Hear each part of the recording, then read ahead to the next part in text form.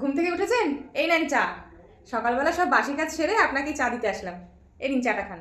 ওমা, সকালবেলার জলখাবারে কি বানাবো? ওমা, আপনি কাপড় জামা কেন ধুচ্ছেন? এ বাবা, আপনি আমাকে দিন, আমি ধুয়ে ছাদে মিলে দিয়ে আসবো। দিন আমাকে, দিন দিন। এই নিন মা, জলখাবার খেয়ে দেখুন তো ঠিক আছে কিনা। ও, একটু নুন কম হয়েছে। আচ্ছা ঠিক আছে, আমি নুন এনে দিচ্ছি, দাঁড়ান।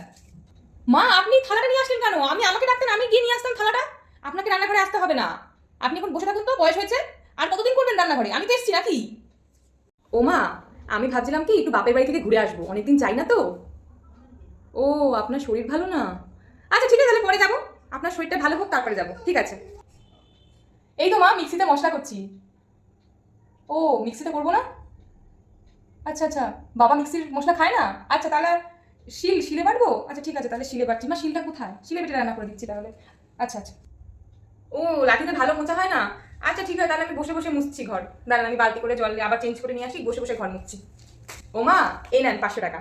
আপনার ছেলে অফিসে যাওয়ার আগে দিয়ে গেল, বললো মায়ের হাতে দিয়ে দিতে। আপনার মাসের টাকা, এটা মাসের হাত খরচ, আপনি ইচ্ছা মতো খরচা করবেন, ঠিক আছে? এই নেন। আবার লাগলে বলবেন, আপনার ছেলের থেকে আমি চেয়ে নেবো। সব রান্না বান্না হয়ে গেছে, রান্নাঘর পরিষ্কার করে এখন আসলাম। কি মা, বলুন। ও বাবা, লাউ ঘন্ট খেতে চাইছে। আজকে লাউ ঘন্ট বানাইনি, আজ অন্য ওই বাঁধাকপি ছিল, বাঁধাকপিটা বানিয়েছি। ও, লাউ ঘন্ট চিংড়ি মাছ দিয়ে। আচ্ছা ঠিক আছে, তাহলে এখন বানিয়ে দিই। অসুবিধা নেই, এখনই বানাচ্ছি, দাঁড়ান। লাউটা কেটে নেবো, ফ্রিজে তো চিংড়ি মাছ আছে, হয়ে যাবে মা, হয়ে যাবে। দাঁড়া, আসছি, দাঁড়া, করেই আসছি, দাঁড়া। ও মা, আর কিছু করতে হবে?